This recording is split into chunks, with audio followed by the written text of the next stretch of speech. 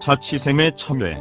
아무리 더운 여름날에도 땀을 식힐 정도로 시원한 샘물이 전라도 화순 고을에 있었다. 이름하여 자취샘. 이 고을 사람들은 역경에 처하거나 불행을 만나면 을의 샘물을 정화수로 떠놓고 신령님께 소원을 빌었다. 고려 말역 이 고을에 조씨성을 가진 한 상민이 살고 있었다. 그는 어느 날 양반의 말에 대꾸했다는 죄목으로 감옥에 갇히게 되었다. 그에게는 품행이 조심하면서도 미모가 특출한 분이라는 외동딸이 있었다. 아직 출가 전인 그녀의 효심은 지극했다. 분이는 아버지가 옥에 갇히자 날마다 첫새벽이면 이 자취샘의 정화수를 길어다 신령님께 아버지의 석방을 축수했다. 그러던 어느 날 새벽의 어둠 속을 더듬으며 샘터에 다다라 보니 왼중년 부인이 자기보다 먼저 와 있는 것이 아닌가. 분이는 내심 아버지를 향한 자신의 정성이 부족한 그 싶은 자책감에 내일은 더 일찍 오리라 다짐했다. 다음날 새벽 분이는 어제보다 더 일찍 집을 나섰다. 캄캄한 산길을 무서운 줄도 모르고 걸음을 재촉해 자취샘에 당도하니 뜻밖의 일이 그녀를 기다리고 있었다. 보기에도 먹음직스런 큰 참외 한 개가 둥둥실 샘물 위에 떠있는 게 아닌가. 웬 참외일까? 간밤에 누가 따다 넣은 건가? 아니면 나보다 먼저 누가 다녀갔나? 분이는 이 참외를 어떻게 할까 망설이고 있는데 어디선가 새벽 공기를 울리며 이상한 목소리가 울려왔다. 소녀여, 참외를 먹어라. 그 참외는 너 먹으라고 놓아둔 것이니 주저치 말고 어서 건져 먹어라. 분이는 깜짝 놀라 말소리가 들리는 곳을 돌아보았으나 아무도 보이질 않았다. 필경선 신령의 계시인가 보구나. 왜 먹으라고 했을까? 아무튼 먹으라고 하시니 먹어야지. 분이는 조심스럽게 참외를 건져 먹고는 여느 날처럼 물을 길어 가지고 돌아왔다. 그런데 이게 어찌된 영문인가? 분이는 그날부터 태기가 있더니 배가 불러오는 것이 아닌가. 처녀가 아기를 잉태하다니 실로 기막힐 노릇이었다. 분이는 아닌 밤중에 홍두깨 격으로 생죄인이 되고 말았다. 달이 찾아 분이는 옥동자를 순산했다. 그녀는 견딜 수 없는 수치감 때문에 아이를 기를 수 없다고 생각하여 손보자기에 아이를 싸서 지금의 학다리 마을 근처 농두렁에 버렸다. 다음날 저녁 이곳을 지나가던 한 길손이 이상한 광경을 목격하고 걸음을 멈췄다. 커다란 학 한 마리가 이상한 물건을 품고 있는 것이 아닌가. 기이하게 생각한 길손은 학이 있는 곳으로 가보았다. 사람 기척이 나자 학은 날아가고 그 자리엔 갓난아기가 솜에 쌓여 있었다. 아니 이건 어린 아기가 아닌가. 못된 것들, 천벌을 받을 줄 모르고 길손은 아기를 안고 관가로 갔다. 그는 원님 앞에 나아가 자초지종을 아뢰었다. 소인이 먼 길을 다녀오다 농두렁가에서 이 갓난아기를 발견했습니다. 그런데 신기한 것은 이 옥동자를 학이 품고 있었던 것입니다. 소인이 가까이 다가가자 학은 날아가고 제가 이 아기를 데려오게 된 것입니다.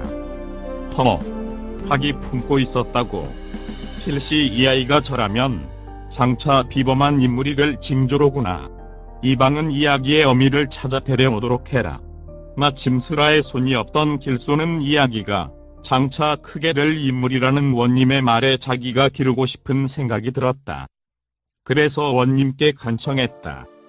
소인이 자식이 없어 적적하오니 이 아기를 기르도록 허락해 주시옵소서. 그렇다면 분부 있을 때까지 우선 데려다 기르도록 해라. 길손은 어린아이를 안고 돌아갔고 이방은 아기 어머니를 찾아 나섰다. 이방은 아기 어머니 분이를 쉽게 찾아 관가로 데려왔다. 분이는 원님 앞에 대령하여 국문을 받기 시작했다. 처녀의 몸으로 아기를 낳은 죄 벌하여 주옵소서. 분이는 원님의 분부를 기다리며 머리를 조아렸다. 아기를 낳게 된 연유를 소상히 아뢰어라. 원님은 아기가 비범치 않다고 생각해서인지 광대한 어투로 물었다. 아르옵깃 황송아오나 소녀의 아버님은 양반에게 말대답을 했다는 죄로 한살리 감옥에서 옥고를 치르고 계십니다. 그래서 아버님의 방면을 축소하느라 새벽마다 자취생으로 정화수를 길러 다녔는데 어느 날 샘물 위에 떠있는 참외를 신령님 품부로 먹었습니다. 그날 이후 배가 부르기 시작하여 아기를 낳게 됐습니다. 예사로운 일이 아니로구나. 원님, 간청하옵나니 죄 없으심 저의 아버님을 너그러운 마음으로 방면하여 주십시오. 내 효심이 정녕 갸륵하구나. 알겠으니 염려하지 말아라.